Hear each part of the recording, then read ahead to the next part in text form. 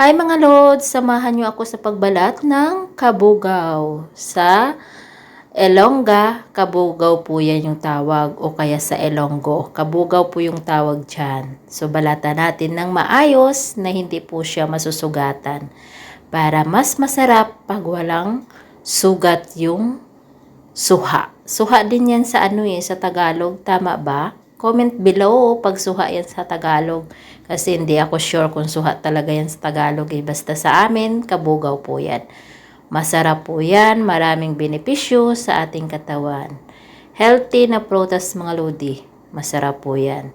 At syempre, pag taglamig, yan talaga dito usually yung mga prutas. Yung ganyan mga prutas ka suha o kaya mga orange. Yan ang lagi kinakain namin tuwing taglamig mga lods.